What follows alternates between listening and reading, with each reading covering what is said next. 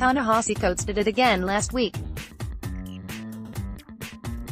To practice part prose and part alchemy, he distilled a series of dragon energy tweets and a 1980s moonwalk into a complex brew of racial reflection, cultural critique, searing memoir, and political analysis.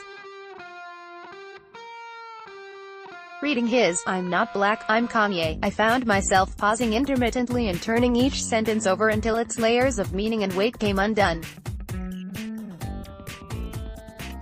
Similar to the way I'd felt reading Between the World and Me and The First White President, every turn of phrase is a reminder of the writer's genius, of his capacity to find just the right words for a world that resists any form of emotional translation. What struck me most about "I'm not black, I'm Kanye" was Coates' admission to balking at that very genius ascribed to him and his work. "There's ample evidence," he writes, "that humans were not built to withstand the weight of celebrity." But for Coates, the weight is less so that of celebrity writ large, and more of black celebrity in particular. For black artists who rise to the heights of Michael Jackson and Kanye West, the weight is more because they come from communities in desperate need of champions. Coates' essay speaks to the ubiquity with which mainstream culture stubbornly persists in defining the genius as a white male.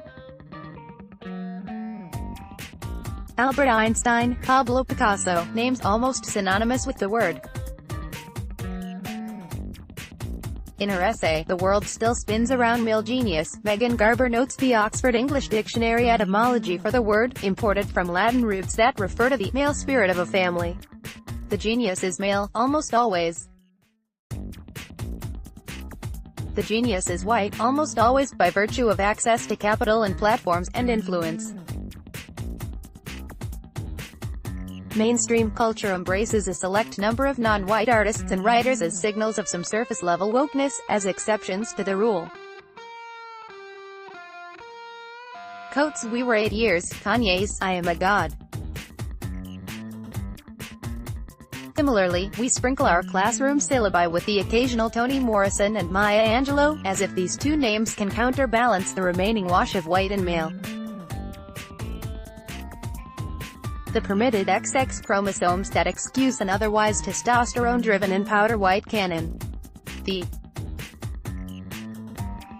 A moment that demands our culture redefine our conception of genius, not as some divine birthright but as an amalgam of talent, work ethic, education, mentorship, money, and access. On top of all this, genius demands some luck and free time, sometimes 10,000 hours of it. In other words, what our society so often celebrates as genius is what has been cultivated by people who haven't had to fight daily for their right to survive. Virginia Woolf said this best in A Room of One's Own, when she points out that William Shakespeare's imagined sister Judith might also have been hailed as England's bard had she been given an education and even the physical space to write. A woman must have money and a room of her own if she is to write fiction. Woolf writes. Footnote: some additional needs: food, time, safety from harassment and abuse. Woolf wrote these words in 1929, almost 90 years before women like Salma Hayek and Gabrielle Union and Mary Carr would come forward to tell their stories of how systemic and individual abuses obstructed their access to the space and safety they needed to develop their artistic works. Maybe we should have listened to Woolf's words earlier, but as usual our societal ears were turned toward other voices. If only A Room of One's Own had been written by a man, the danger of defining the genius as a white male is multifold. First, as Coates writes, the tokenizing of a select group of geniuses like himself and Kanye puts crippling pressure on non-white and non-male artists to serve as the spokespeople for entire communities, for impossibly broad demographics. T.S. Eliot and William Faulkner were never asked to be the representative of every white male. What Kanye West seeks is what Michael Jackson sought, Coates argues. Liberation from the dictates of that we, Kanye's, is an impossible situation manufactured by a white mainstream that chooses to tokenize, rather than to open up our artistic canon and fold in a multiplicity of voices, backgrounds, experiences. If our canon were broader, if our curricula were more balanced, we wouldn't act as though Junot Diaz's behavior spoke for every Dominican man. As though Aziz Ansari's comedy represents every individual of South Asian descent. What happens when we limit the Genius Club to a small, select group? When our idols are torn down by their own foul behavior, we act as though it were some irreconcilable loss. Who will we watch if not Woody Allen? What will we read if not David Foster Wallace's Infinite Jest? Our mainstream artistic canon could be recreated tenfold with the works of non-white, non-male artists who didn't have the access to capital and platforms through which to share their work. Judith Shakespeare never had the room to pen her counterweight to The Taming of the Shrew, and if she had, it likely would have produced some comedy far less misogynist. There are countless more female and non-white voices whose works have been left off syllabi to make space for the genius of Wallace, J.D. Salinger, Norman Mailer, Leon Wiesel T.A. In this, it's time to make space for a new era of emergent genius, one defined more by artistry, originality, values, and voice, and less by race and sex. Header image via by Reina Gattuso by Juliana Brito Schwartz. Feminists, making everything harder for God-fearing gentlemen who feel entitled to get laid.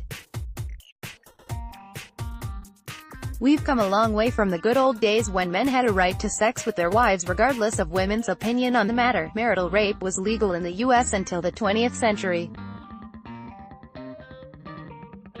With the evil witch hands of feminism continuing to reach into our bedrooms, we have to ask, will the feminists now make us all sign a contract on an app before getting busy? Well, dear reader, wait no more. The sex apps are here, and they're intended to do just that. Since consent is now in vogue, app developers have done what? Feminists, making everything harder for God-fearing gentlemen who feel entitled to get laid. We've come a long way from the good old days when men had a right to sex with their wives regardless of women's. Read more. If you've ever made a formal complaint of gendered violence, you might have felt that translating raw experience into the language of law is like describing a walk through the forest using only the formal scientific names of the trees. Whereas in lived reality, you saw the sunlight filtered green through the leaves, noted the precise shine off a beetle's shell, and started at the sudden call of a bird, and telling it everything becomes technical, different. Whereas in lived reality, you were muddling through your discomforts, trying to use the right language to send the right signals, sometimes not sure what you wanted. The lie is black and white. Did a sexual assault happen, or if you've ever made a formal complaint of gendered violence, you might have felt that translating raw experience into the language of law is like describing a walk through the forest using only the formal. Read more this week. Women of color within the Time's Up movement announced their support of the campaign to mute R. Kelly, demanding that Apple Music and Spotify stop monetizing the artist's music and that Ticketmaster refuse to sell tickets for his upcoming show. Several months after the beginning of a movement which has taken aim at countless famous abusers, Time's Up and the celebrities backing it are finally going after a man who has gotten away with abusing young girls for over 20 years. Starting in 1991, R. Kelly's history is littered with accusations of child pornography, coercion, abuse, and assault. Among the most highly publicized examples are his 1994 marriage to then 15-year-old singer Aaliyah or the 2002. This week, women of color within the Time's Up movement announced their support of the campaign to mute R. Kelly, demanding that Apple Music and Spotify stop monetizing the artists. Read more.